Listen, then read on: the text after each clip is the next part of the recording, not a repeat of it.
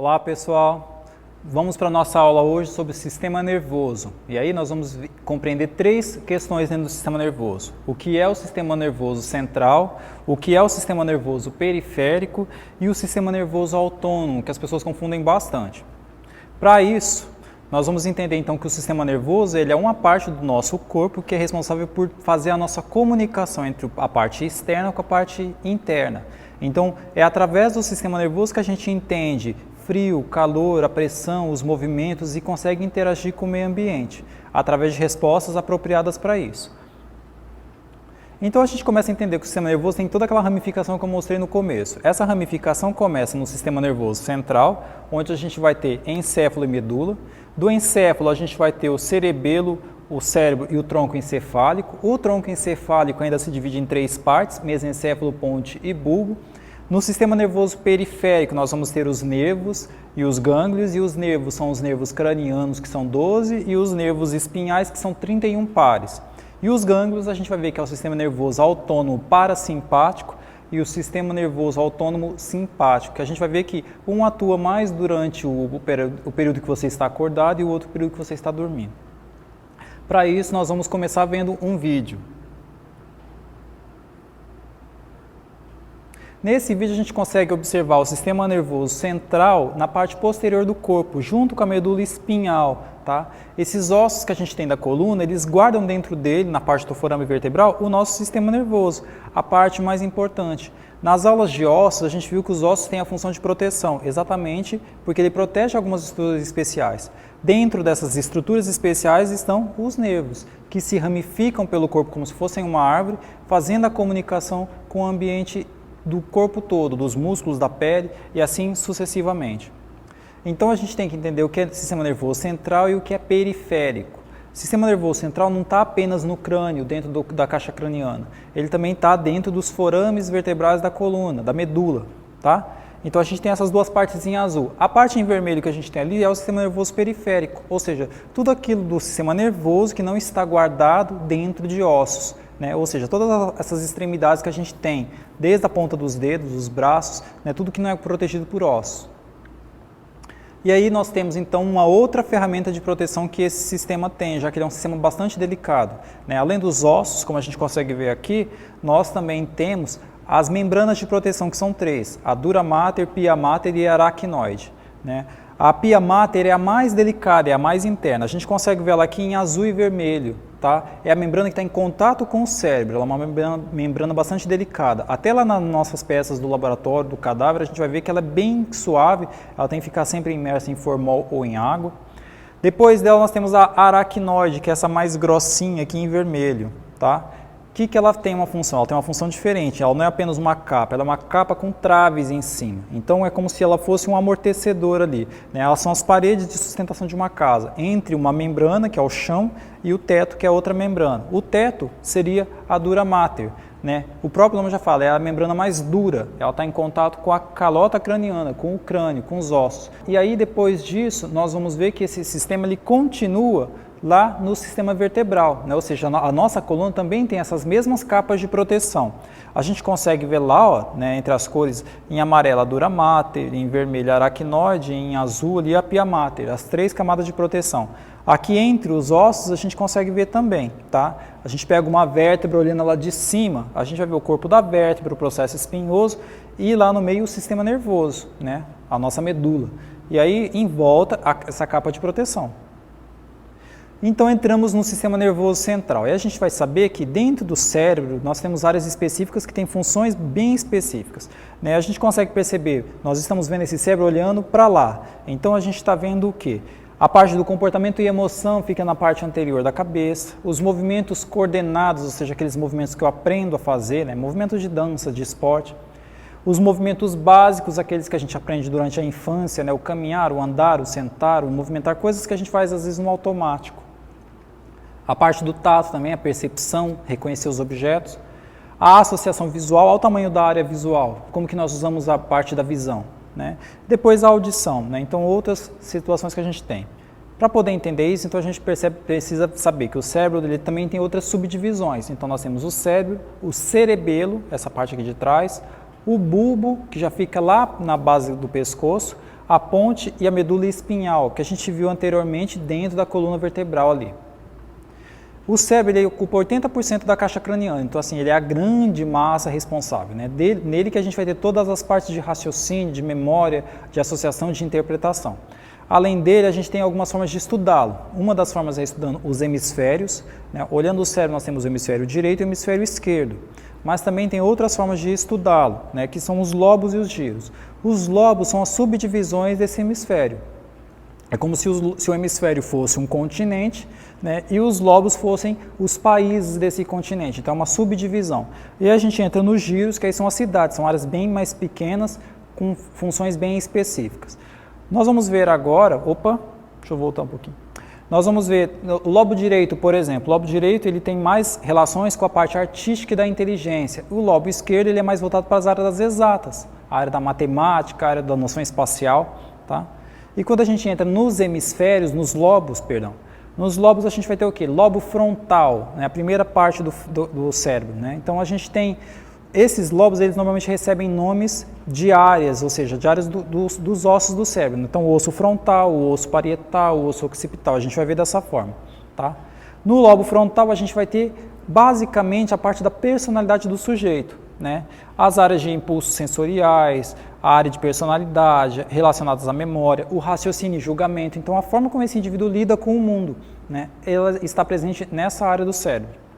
A área parietal ela já é mais responsável por outras questões, como a parte de compreensão da linguagem, né, a compreensão da fala, e também a articulação dos pensamentos, né, a forma como eu organizo meus pensamentos, como eu articulo a minha forma de me expressar, estão na área parietal. O lobo temporal fica na área auditiva, então ele tem uma relação muito íntima com os sons, né? Então a parte de armazenamento da memória auditiva, visual, mas também tem a parte olfativa e gustativa, são áreas das sensações, né? E no lobo occipital, né, a parte posterior lá da cabeça, a gente vai ter um complexo de situações voltadas à visão, né? Então, desde os movimentos dos olhos, experiência dos estímulos sensoriais, processamento da imagem, né? Tem todo um cálculo que o teu cérebro tem que fazer para poder ver um objeto. A imagem chega, ele corrige essa inversão, ele reconhece as formas, reconhece as cores, vê se ele já conhece aquele objeto ou não, né? Tenta associar. Então, tudo isso faz parte do lobo occipital. E depois nós temos um outro lobo que não recebe nome de osso, porque ele fica dentro dos outros 4. Né, que é o lobo insular. Insular vem de península, né, de uma ilha. Tá? Então, é aquela área mais profunda do cérebro, onde a gente tem muitas coisas relacionadas a essa área que estão integradas à memória. Então, a gente acredita que as grandes memórias, as memórias mais antigas, ficam protegidas nessa área do cérebro. E aqui nós temos uma ilustração dessas 5 áreas. Né, o lobo frontal, olha o tamanho do lobo frontal. O lobo parietal, o lobo temporal, o lobo occipital, parece pequenininho, mas se a gente virar de costas do sujeito, a gente vai perceber que é uma área maior. E o lobo insular, ó, dentro, né, lá no interior do cérebro. E aí nós temos os giros, que é aquelas áreas mais específicas que eu falei, que correspondem como se fossem as cidades. Né, eles têm funções bem pontuais. Aqui nós temos 2, o pré e pós-central. Né, o pré-central dos movimentos motores, né, e o pós-central, o pré-central, movimentos, né, e o pós-central, a área do tato, né, a área da percepção tátil. Eu reconheço se um objeto ele é sólido, se ele é mole, se ele é frio, se ele está quente. Então, são as áreas das sensações. Nós temos várias outras áreas de giros, ó, né, ao todo são 23, 24 áreas, né, mas a gente não vai entrar muito em detalhe nessa parte. E aí nós pegamos esse mesmo cérebro, cortamos ele no plano sagital, né? Lembra dos cortes sagital, coronal, transverso? Então, cortamos ele no lado direito e esquerdo e a gente consegue ver um hemisfério do cérebro, o corpo caloso, que é uma parte do cérebro que comunica o hemisfério direito com o hemisfério esquerdo. Quem trabalha com música usa muito essa área porque comunica a área artística com a área matemática, já que música e matemática têm uma relação muito intensa. Nós também temos o mesencéfalo, a ponte e o bulbo, que são áreas de controles vitais, né? Controla a temperatura do corpo, controle da água, batimento cardíaco, respiratório, né? Até a deglutição, o engolir, também é controlado nessa região aqui. O cerebelo, né? Ele faz o cálculo dos movimentos motores, né? Ou seja, eu vou dar um salto de distância e na minha cabeça eu entendo que eu não vou dar conta, né? É uma distância muito grande para saltar. O seu cerebelo está usando a sua visão para avaliar se ele não tem força ou tem força para fazer aquele movimento, né? Então, é uma área mais voltada para essas questões. Toda essa estrutura só existe por conta dos neurônios. Os neurônios são as células nervosas capazes de receber um impulso elétrico, processar ele e emitir uma resposta, né? Desde os dendritos que captam esses impulsos até os axônios que liberam isso. Esses axônios, em uma das aulas a gente viu lá a diferença entre tendão, ligamento e nervo, né? Os axônios são esses nervos, né? O conjunto de axônios ali. Esses neurônios não trabalham sozinhos, eles têm toda uma equipe de assessoramento. Essa equipe são os astrócitos, os oligodendrócitos, a micróglia, as células ependimélias e as células de Schwann. Essas células servem para quê? Fazer a higienização, estruturação, defesa dos nossos neurônios, tá? E aí aqui a gente consegue ver o que é substância cinzenta e o que é substância branca dentro do cérebro. A substância cinzenta que a gente está vendo em rosa aqui, nada mais é do que o córtex cerebral. É onde está o corpo do neurônio, né? A parte do neurônio que é o núcleo dele, tá? Então é nessa área que acontece o raciocínio, o processamento de todas as informações que chegam ao cérebro. E já na substância branca são os axônios desse neurônio. E a gente consegue perceber o quê? Todos os corpos dos neurônios estão na periferia, no córtex cerebral. E todos os axônios estão na parte central. Por quê? Isso facilita o caminho, o tráfego de informações. A informação chega, vem, é processada e volta. Se ela tivesse espalhado, o caminho ficaria mais sinuoso e a velocidade de raciocínio seria menor. Sistema nervoso periférico, aquele sistema que não é protegido por ossos. Então, o que a gente tem nele? Nós vamos ter neles as sensações, né, toda a comunicação com o ambiente externo, com os músculos, com os ossos. E nós vamos ter nervos sensitivos, aqueles que pegam a informação e levam para o cérebro, causando as sensações, dando ao nosso cérebro as sensações. E os motores, aqueles que saem do cérebro em direção aos músculos para efetuar um movimento, tá? Então, por isso que eles têm esse nome de motor, né? Nós também temos os nervos cranianos, que são 12 pares. Na apostila de vocês tem todos eles, os nomes e quais as funções de cada um. E os 31 pares espinhais ou raquidianos, que a gente vai ver na coluna vertebral. Então, observando aqui, essa animação, a gente consegue ver os 12 pares de nervos cranianos.